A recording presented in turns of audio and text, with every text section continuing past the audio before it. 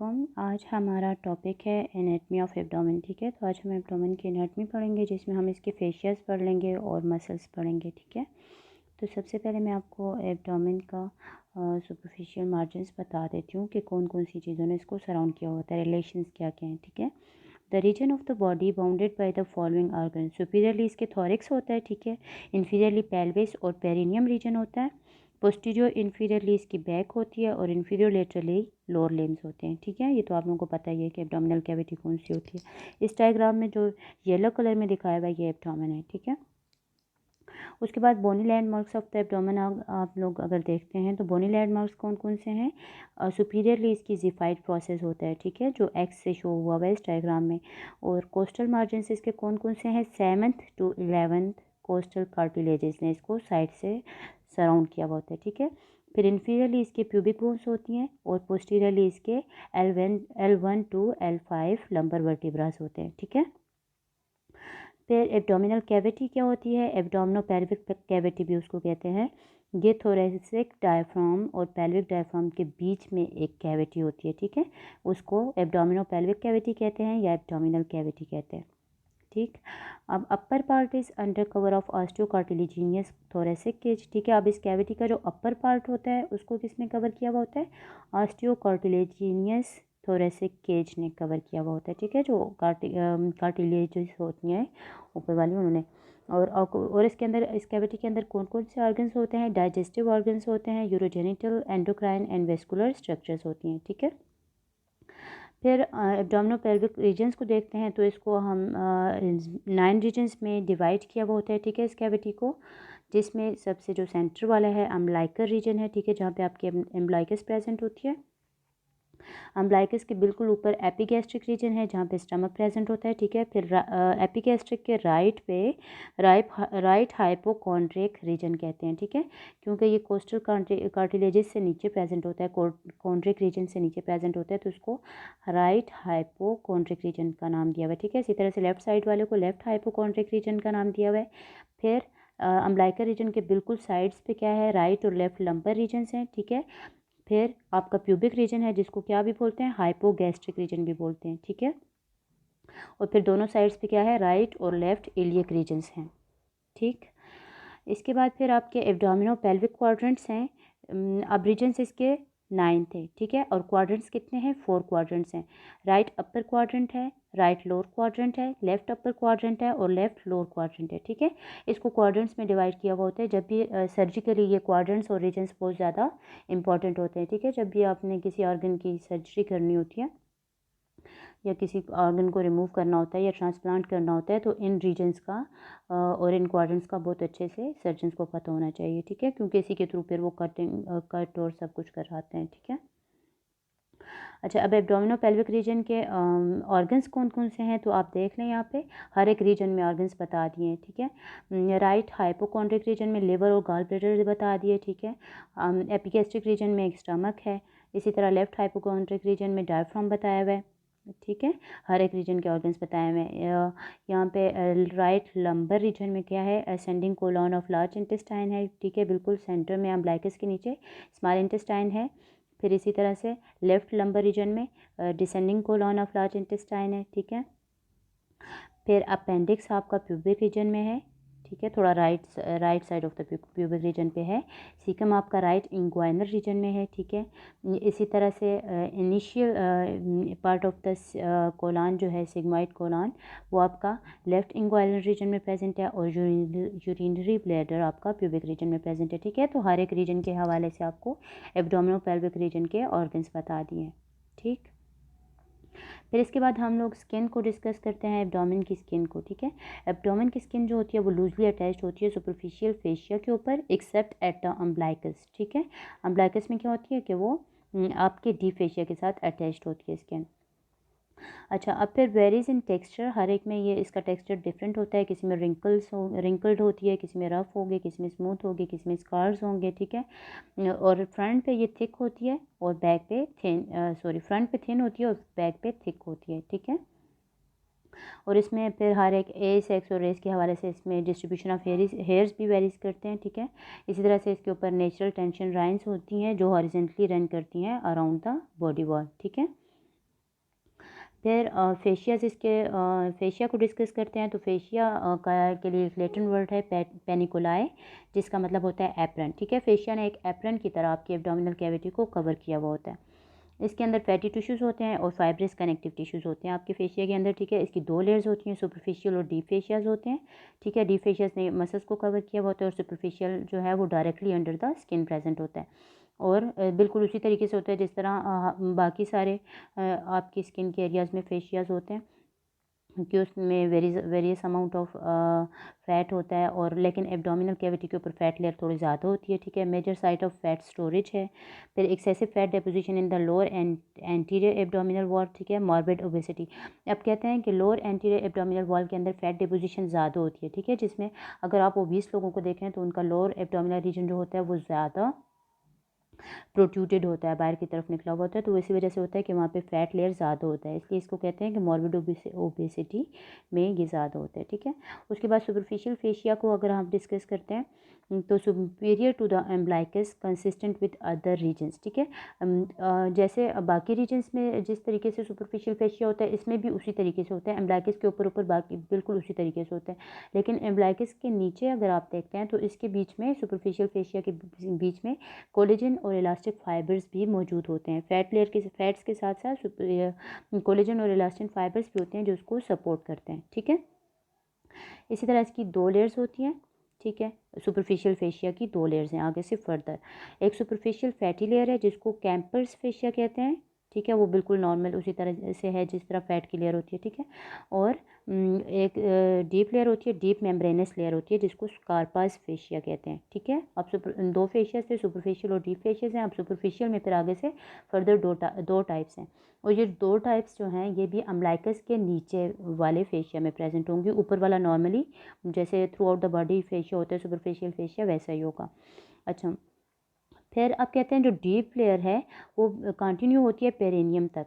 ठीक है, और वहाँ पे जाके वो कूलिस फेशिया बना लेता है, और थाई तक फिर ये फेशिया नहीं जाता, वो कूलिस फेशिया होता है और वो वहीं तक पेरिनियम तक ही ख़त्म हो जाता है। फिर थाई पे बाकी उसी तरीके से नॉर्मली जिस तरह सुपरफिशियल फेशिया की एक लेयर होती है उसी तरीके से फिर वो प्रेजेंट होता है। ठीक है, अगर इस तरह का कोई क्वेश्चन आ जाए कि सुपरफिशियल फेशिया की दो लेयर्स कौन से रीजन में प्रेजेंट होती हैं, तो इन्फीरियर टू द एम्ब्लाइकस होती हैं। ठीक है, जिसमें साथ में कोलेजन और इलास्टिन फाइबर्स भी होते हैं, और दो हैं कैंपर्स फेशिया और स्कारपास फेशिया। अच्छा, यहाँ पे देख लें आप, सुपरफिशियल फेशिया की दोनों लेयर्स बता दी हैं, दिखा दी हैं आपको। ठीक है, स्कारपास फेशिया के फिर डायरेक्टली नीचे आपके पास डीप फेशिया प्रेजेंट होता है। लेकिन पहले हम मसल्स डिस्कस कर लेते हैं, फिर आपको डीप फेशिया पढ़ाती हूँ। सबसे पहले अब इसमें मसल्स होते हैं लेयर्स के हवाले से अरेंज हुए होते हैं आपके एब्डोमिनल कैविटी में। जो सबसे आउटर लेयर के मसल्स हैं वो एक्सटर्नल ओब्लिक मसल्स हैं। ठीक है, यहाँ पे देख लें जो बिल्कुल फर्स्ट डायग्राम है जिसके नीचे ए और लेयर 1 लिखा हुआ है। ठीक है, तो यहाँ पे सबसे जो एक्सटर्नल लेयर है वो एक्सटर्नल ओब्लिक मसल्स की है। ठीक है, इसका ओरिजिन कहाँ से होता है, external surfaces of 5th to 12th ribs. ठीक है, 5th से 12 रिब्स से इसका ओरिजिन होता है, और इंसर्शन जाके कहाँ पे होगी, लीनिया एल्बा पे होगी। ठीक है, जो बिल्कुल फ्रंट ऑफ द एब्डोमेन पे एक एपिन्यूरोसिस प्रेजेंट होती है, उस पे आके इसकी इंसर्शन होती है। साथ में प्यूबिक टुबरकल के ऊपर इसकी इंसर्शन होती है, और anterior half of the iliac crust के ऊपर इसकी इंसर्शन होती है। ठीक है, नर्व सप्लाई इसकी क्या है, थोरैको एब्डोमिनल नर्व है, T7 to T11 spinal nerves हैं और सबकोस्टल नर्व्स हैं। ठीक है, इसका फंक्शन क्या होता है, compresses the abdomen to provide support for the abdominal organs. ठीक है, एब्डोमिनल ऑर्गन्स को सपोर्ट प्रोवाइड करते हैं। अच्छा, अब यहाँ पे देख लें, ये पीछे से एंटीरियर डायरेक्शन में आ रहा है, फॉरवर्ड और इन्फीरियर डायरेक्शन में आके इसकी इंसर्शन हो रही है, इसको एक्सटर्नल ओब्लिक मसल्स बोलते हैं। ठीक है, इसके बाद आपके पास इंटरनल ओब्लिक मसल्स हैं, जो सेकंड डायग्राम में आपको दिखाया हुआ है। तो इसका ओरिजिन कहाँ से होता है, थोरैको लंबर फेशिया से। ठीक है, anterior two half of the iliac crest है। ठीक है, और lateral 1/3 of the inguinal ligament से। अच्छा, ऐसा है कि आपका एक्सटर्नल ओब्लिक मसल जो है वो इन्फीरियरली आता है जब आपके पेरिनियम रीजन में या प्यूबिक रीजन में। तो राइट और लेफ्ट दोनों जो एक्सटर्नल ओब्लिक मसल्स होते हैं वो उनकी जो एपोन्यूरोसिस होती है एंड पे, ठीक है, उनकी इंसर्शन से पहले वो एपोन्यूरोसिस अपने ऊपर ही वापस बैकवर्ड टर्न होती है और वहाँ पे एक लिगामेंट बना लेती है जिसको इंग्वाइनल लिगामेंट कहते हैं। ठीक है, तो इंटरनल ओब्लिक मसल की इंसर्शन जाके lateral 1/3 of the inguinal ligament पे होती है। ठीक है, हॉरिजेंटली बड़ा हुआ होता है यहाँ पे प्यूबिक रीजन में। और इसकी इंसर्शन फिर inferior borders of the 10th to 12 ribs पे होती है, ठीक है, लीनिया एल्बो पे होती है, पेक्टिन प्यूबिस जिसको सिम्फिसिस प्यूबिस भी कहते हैं, और कंजॉइंट टेंडन किसको कहा हुआ है, आपके जो कोस्टल कार्टिलेजेस हैं उनको कंजॉइंट टेंडन्स कहा हुआ है, ठीक है, और इसकी इंसर्शन वहाँ पे होती है। अब क्या है कि ये एनफीरियर से अपवर्ड और फॉरवर्ड जाके अटैच्ड हुआ है आपका internal oblique muscle, inferior to superiorly जा रहा है। और इसकी nerve supply thoraco abdominal nerves हैं, T6 to T12 spinal nerves और L1 नर्व है, ठीक है। इस डायग्राम में आपको इंटरनल ऑब्लिक मसल्स दिख रहे हैं और इनका भी फंक्शन क्या है, कंप्रेस करते हैं एब्डोमिनल विसरा को और सपोर्ट करते हैं। उसके बाद आपके पास ट्रांसवर्सिस एब्डोमिनस मसल है जो ट्रांसवर्सली प्रेजेंट होता है, ठीक है, ये आप सुपीरियरली या इन्फीरियरली नहीं जा रहा है, ये बिल्कुल ट्रांसवर्सली प्रेजेंट है और थर्ड लेयर है आपके एब्डोमिनल मसल्स की। तो इसका ओरिजिन कहाँ से होता है, थोरैको एब्डोमिनल फेशिया से होता है, ठीक है, internal surfaces of 7th and 12th costal cartilages से होता है, इलियक क्रस्ट से होता है और lateral 1/3 of the inguinal ligament से होता है, ठीक है। यहाँ से इसकी ओरिजिन होगी। इंसर्शन कहाँ पे जा रहा है, अब आगे की तरफ आ रहा है, ठीक है, एंटीरियरली आ रहा है और आगे इसकी इंसर्शन कहाँ पे हो रही है, लीनिया एल्बा पे हो रही है, प्यूबिक क्रस्ट पे हो रही है, सिम्फिसिस प्यूबिस पे हो रही है और कार्टिलेजिनियस टेंडन्स पे हो रही है, ठीक है।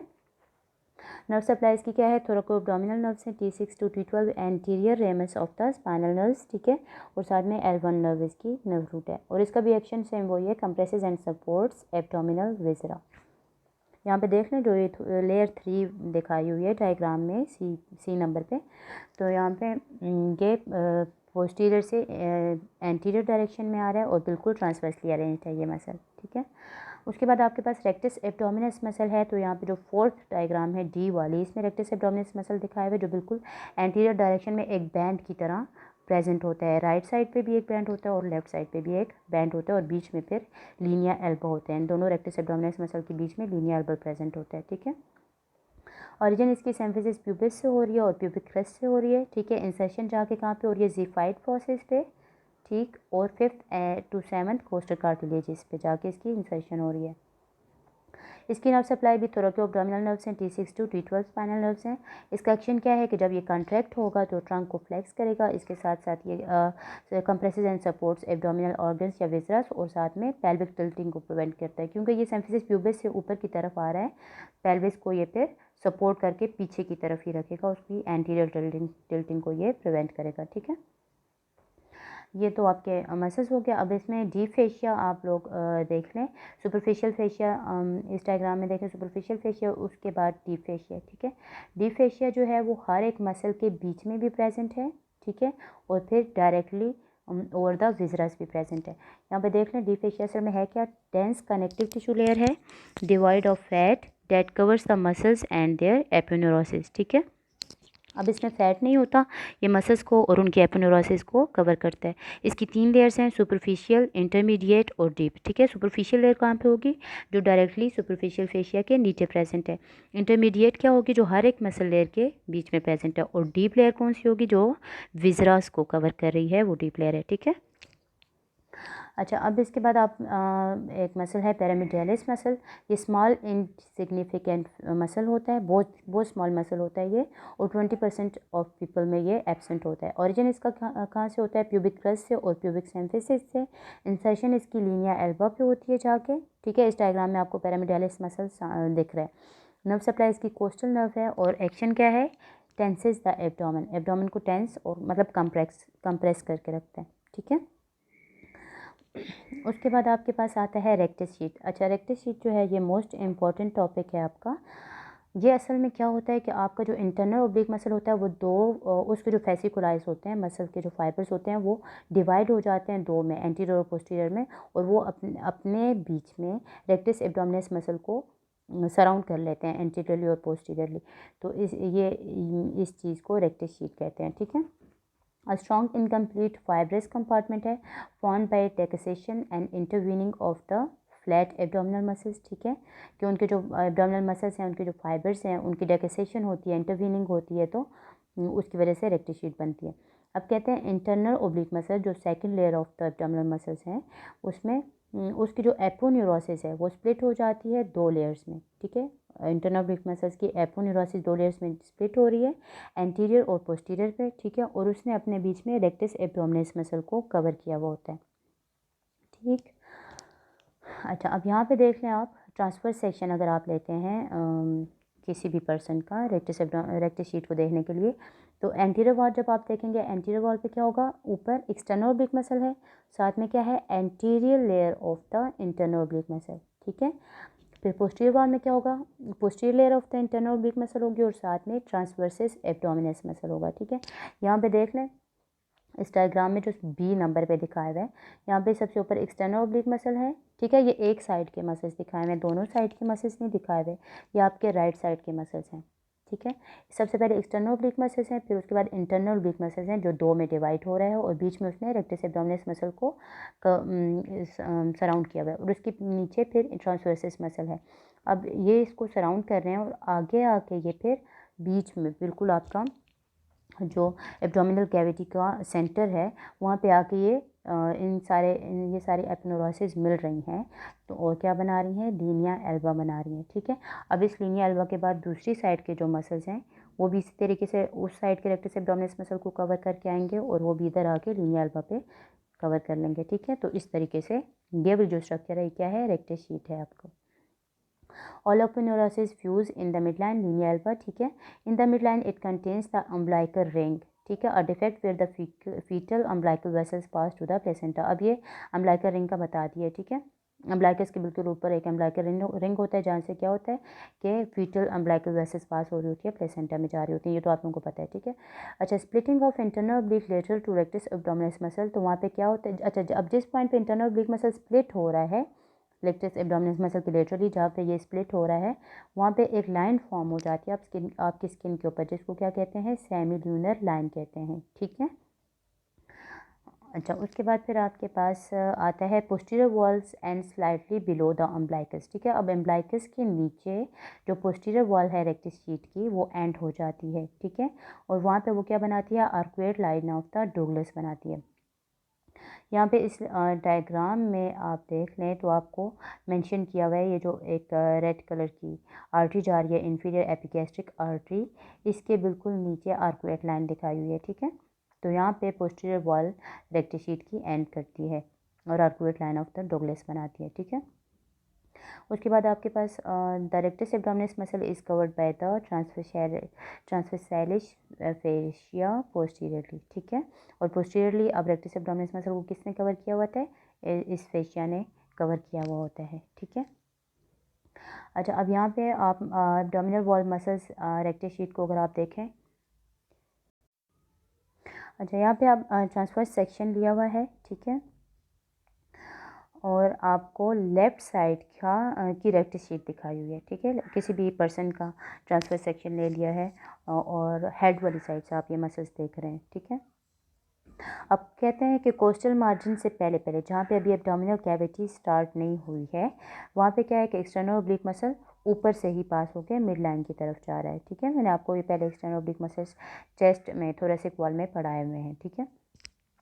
तो वहीं से पास होकर वो मिड लाइन में जा रहे हैं, फिर आर्कुएट लाइन से ऊपर अब जब एब्डोमिनल कैविटी है, मतलब एब्डोमिनल कैविटी पूरी की पूरी जो है, अब वहाँ पे उसी तरीके से मसल्स अरेंज होंगे जैसे मैंने बताया।